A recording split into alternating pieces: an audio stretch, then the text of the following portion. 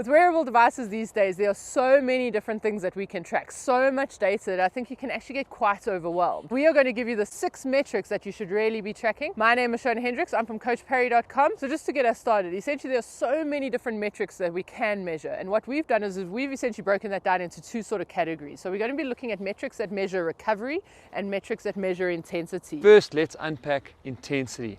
I'm going to focus specifically on heart rate. Very important when you want to use heart rate to track intensity is that you must make sure that the heart rate that you are seeing is what's actually happening inside of you. So you want to get an accurate heart rate measuring device, and that invariably means that you need to get yourself a chest strap. So if you're going to use heart rate to track your intensity, you must get a chest strap. Now, how do we use that information? It's very important to do some basic testing. We want to have a pretty good idea either of roughly where your threshold heart rate lies or what your maximum heart rate is. In order to determine your threshold, you want to go out and do roughly 35 to 40 minutes of pretty hard running. Basically the best effort you can give over 35 to 40 minutes. That average heart rate will give you a really good idea of what your threshold heart rate is. If you want to go and measure your max, make sure that you are in relatively good condition.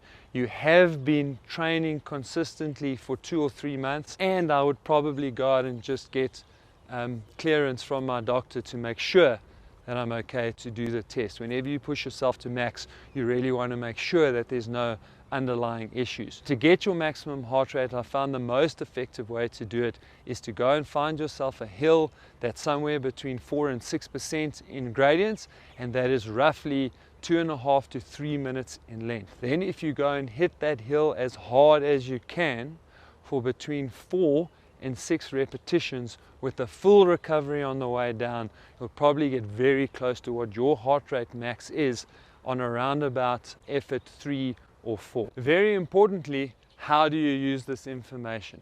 So when we are training, we essentially want to split our training into 3 different intensity bands. We want our very easy and our long runs. That will be our 1 intensity band. We want to get pretty close to our VO2 max or upper zone 4, and then we sometimes use in and around threshold when we are looking to do some race stimulation and that sort of thing. So for your easy and long runs, we want to be at 80% of threshold, maximum 85%, or 70 to 75% of maximum. So that is the information that you're going to use and track on your watch while you are then out making sure you run easy. On your long runs in particular, it is important to note that you will get something called cardiac drift. Your heart rate will slowly shift up, unrelated to the intensity of exercise. So for using heart rate on long runs, we set the tone of that run early in the first 30 to 40 minutes. That will give you a good feel for the intensity that you're running at, and then that is how you will then progress for the rest of your long run. For your VO2 max or very hard intervals, you probably want to be going at around about 90% of maximum or about 105% of threshold. It does take your heart rate a little bit of time to get up when you go into an interval. So any intervals shorter than 2 minutes, it actually becomes quite difficult to use heart rate, and you might then want to use a different measurement to track your intensity on those harder runs. A final little piece on using heart rate is that it's very important to note that when you are exercising and running easy and you get to a hill, that there is a delay in what's happening inside you to what you see on your watch.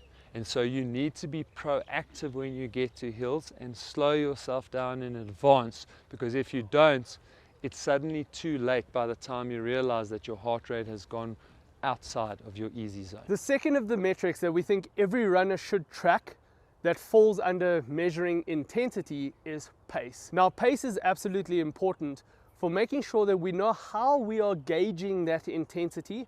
We prescribe most of our programs according to pace. Firstly, it's obviously important to make sure that the pace is correct for you. So you're on the right plan, the paces for your easy runs, for example, are correct for you particularly, and then running those easy runs at the correct pace, making sure that it is easy enough, making sure that we are keeping ourselves nice and fresh for later in the week where you might have an intensity run or an interval type of run that allows you to run at the correct paces for that particular run. If we are running our easy runs too hard, so faster than the paces that are required, it means that we might not be able to run those interval sessions at the pace required because we're a little bit too fatigued. In pace, when we do prescribe pace, and especially for those easy and long runs, we talk about a pace range. Physiologically, if we talk about an aerobic or a zone 2 pace range, for example, if you're working towards the faster end of that pace range,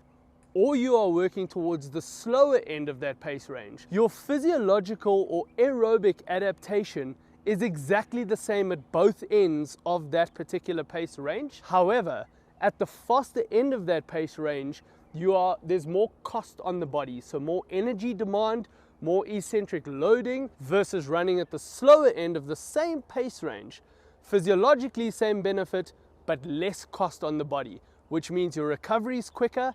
It means the quality sessions or those interval sessions later in the week become a lot better and done properly.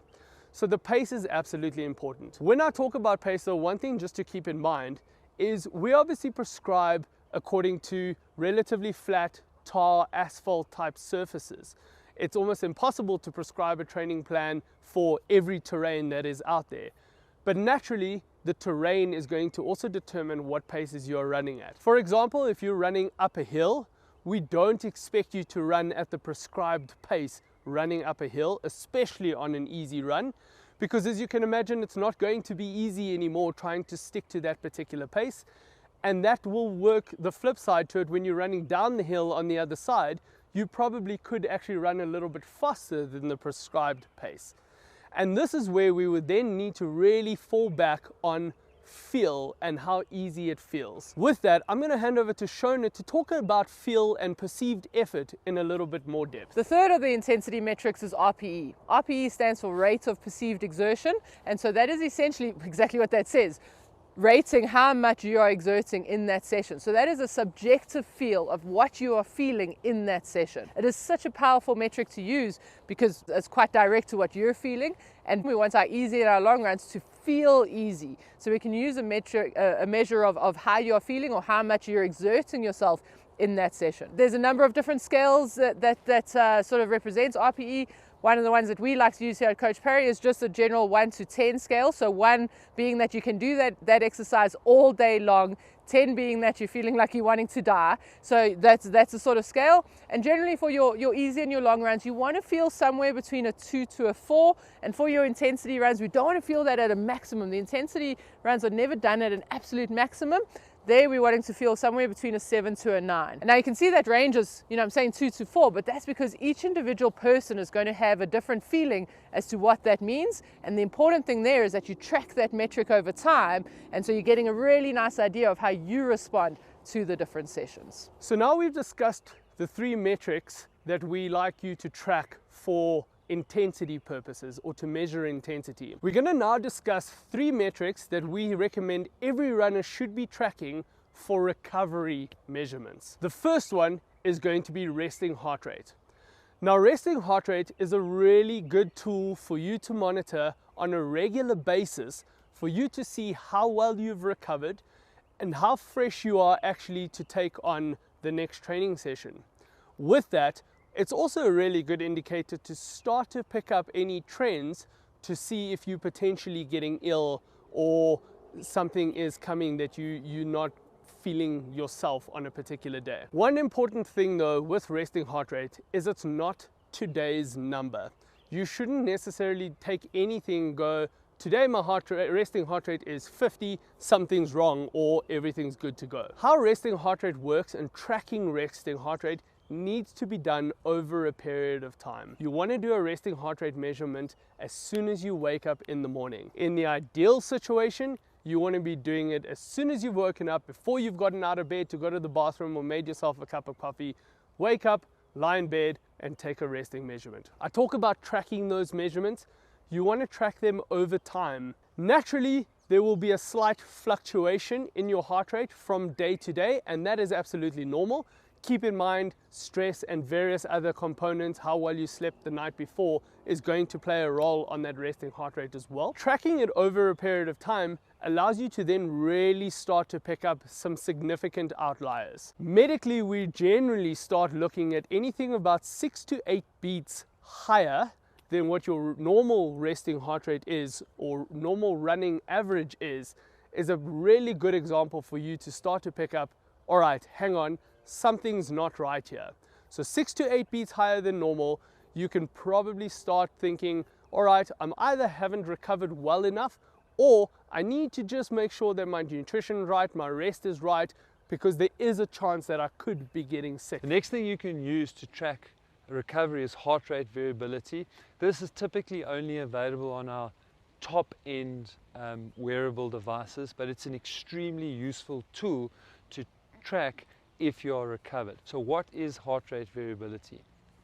Heart rate variability is calculated by tracking your beat to beat interval and tracking the electric impulses in your heart. Essentially, it's tracking the interplay between your sympathetic and your parasympathetic nervous system. So in other words, your excitatory and your inhibitory nervous systems. We need a high degree of interplay between the sympathetic and parasympathetic nervous system. So if there's a really high interplay, that tells us a system that is recovered well, everything's working as it should. When we have a situation where one of those nervous systems has a strong dominance over the other, that tells us that the system is under stress. So a low heart rate variability means that there's this tug of war as we swing around this medium, and your body is struggling to repair itself, cope, and build back up to its equilibrium. So low heart rate variabilities indicate that you are under stress and you need to modify your training. You should postpone any hard or high intensity workouts that you've got planned. You can probably do some lower intensity workouts, possibly even some non-impact stuff like cycling, swimming, or walking. And when you get back to a high heart rate variability where the system is back and nicely in equilibrium, that will tell you that you have recovered and you can get back to training hard. The third of the recovery metrics is sleep, right? And so really when it comes to recovery, the two main components are nutrition and sleep. And so if we can start monitoring our sleep, really making sure that we're sleeping well, sleeping enough, then you're going to get a good idea of how you are recovering. There's many studies that are out there to show that if you're getting less than 7 or 8 hours of sleep, you're at a higher risk of injury, you're at a much higher risk of getting some sort of infection.